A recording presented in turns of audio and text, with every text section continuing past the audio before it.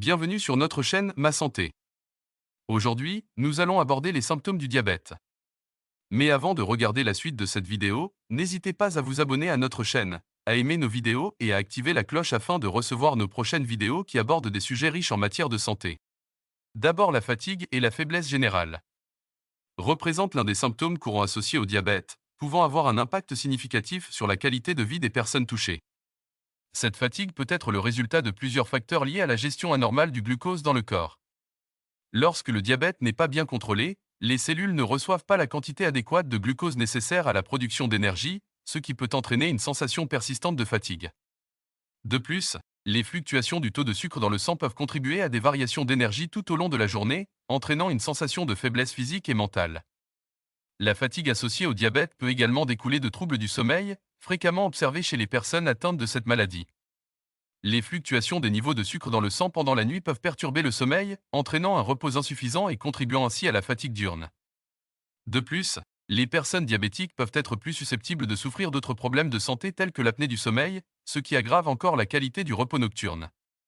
La fatigue peut également être un indicateur indirect des complications potentielles du diabète, telles que des problèmes cardiaques ou rénaux, qui peuvent entraîner une circulation sanguine inefficace ou une insuffisance d'organes.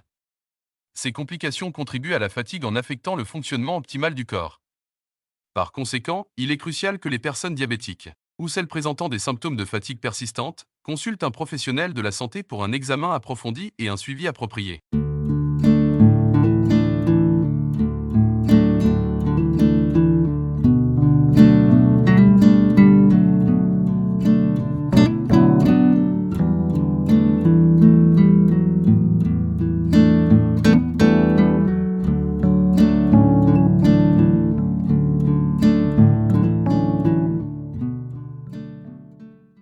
Deuxièmement, l'engourdissement ou les picotements dans les mains et les pieds. Également connu sous le nom de neuropathie périphérique, représente un symptôme significatif et fréquent associé au diabète. Cette condition résulte de l'endommagement des nerfs périphériques qui transmettent des informations entre le système nerveux central et le reste du corps. Dans le contexte du diabète, l'élévation prolongée des niveaux de sucre dans le sang peut provoquer des lésions nerveuses, contribuant ainsi à l'apparition de sensations anormales. La neuropathie périphérique peut se manifester de différentes manières, notamment par des picotements, des brûlures, des engourdissements ou des sensations de froid dans les extrémités, en particulier les mains et les pieds. Ces symptômes peuvent varier en intensité et en durée, et ils peuvent souvent s'aggraver la nuit, interférant ainsi avec le sommeil des personnes atteintes de diabète. L'engourdissement et les picotements ne sont pas seulement inconfortables, mais ils peuvent également avoir des conséquences plus graves. Les personnes atteintes de neuropathie périphérique sont plus susceptibles de ne pas remarquer les blessures aux pieds, ce qui augmente le risque d'infection et de complications ulcéreuses. La perte de sensation peut également rendre difficile la détection des changements de température, exposant ainsi les personnes diabétiques à des risques de brûlures ou de gelures. La gestion de la neuropathie périphérique chez les personnes diabétiques implique souvent un contrôle étroit de la glycémie pour prévenir une progression plus importante des lésions nerveuses.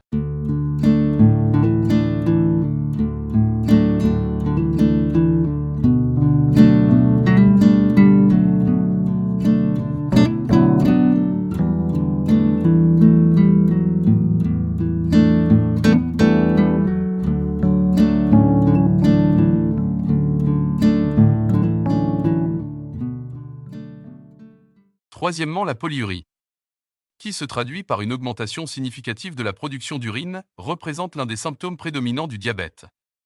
Cette manifestation est souvent liée à des niveaux élevés de glucose dans le sang, un phénomène caractéristique du diabète non contrôlé. En temps normal, les reins filtrent le glucose présent dans le sang et le réabsorbent pour le maintenir dans l'organisme. Cependant, en cas de diabète, lorsque le corps ne peut pas utiliser correctement le glucose en raison d'une résistance à l'insuline ou d'une production insuffisante de cette hormone, le glucose s'accumule dans le sang, provoquant une hyperglycémie. L'excès de glucose dans le sang crée une charge osmotique importante, incitant les reins à éliminer l'excès de sucre par l'urine. Cela entraîne une augmentation du volume d'urine excrétée, un phénomène connu sous le nom de polyurie. Les personnes diabétiques peuvent donc ressentir le besoin fréquent et impérieux d'uriner, même si elles ne consomment pas nécessairement des quantités importantes de liquide. Cette polyurie peut être particulièrement prononcée pendant la nuit, perturbant le sommeil et contribuant à la fatigue diurne.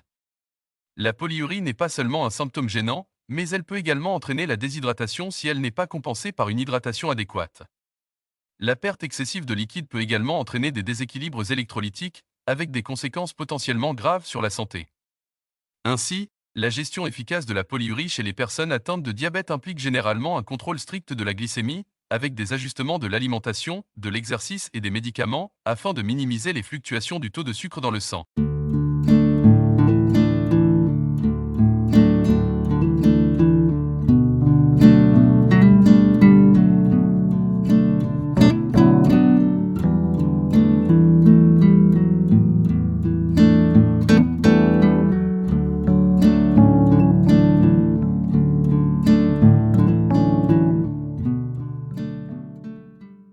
Quatrièmement, la polydipsie, qui se manifeste par une soif excessive et constante, est un symptôme caractéristique du diabète, en particulier du diabète de type 1 et du diabète de type 2 non contrôlé.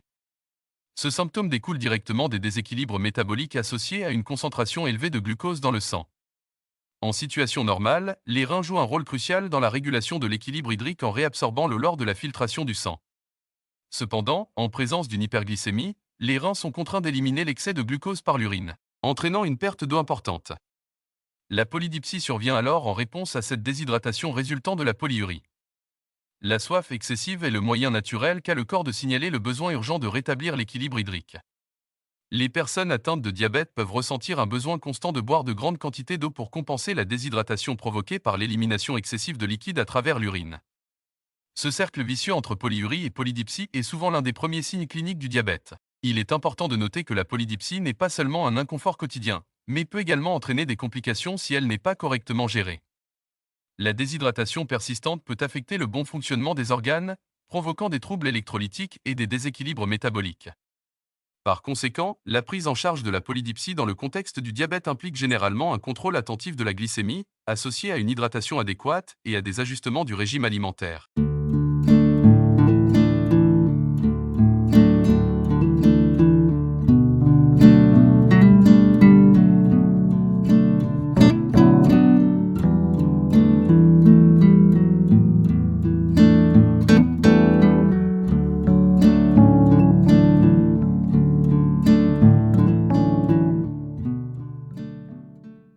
Cinquièmement, l'acanthosis nigricans est une condition cutanée caractérisée par un assombrissement et un épaississement de la peau, principalement dans les zones pliées telles que le cou, les aisselles, les aines et parfois les articulations. Cette affection est souvent associée au diabète de type 2, bien qu'elle puisse également être liée à d'autres troubles métaboliques, à l'obésité ou à des facteurs génétiques. L'hyperinsulinémie, un excès d'insuline dans le sang, est souvent impliquée dans le développement de l'acanthosis nigricans associée au diabète. L'association entre l'acanthosis nigricans et le diabète s'explique par le fait que l'insuline stimule la croissance cellulaire et la production de mélanine dans la peau. Dans le cas du diabète de type 2, la résistance à l'insuline entraîne une production accrue d'insuline pour maintenir des niveaux de glucose normaux, ce qui peut contribuer à l'hyperinsulinémie. L'excès d'insuline peut alors stimuler la croissance anormale des cellules cutanées et provoquer l'acanthosis nigricans. Merci d'avoir regardé la vidéo. N'hésitez pas à aimer et commenter sur nos vidéos, je vous invite à vous abonner à notre chaîne et à activer la cloche pour recevoir et ne manquer aucune de nos nouvelles vidéos. Votre soutien nous encourage à continuer à créer du contenu qui vous intéresse.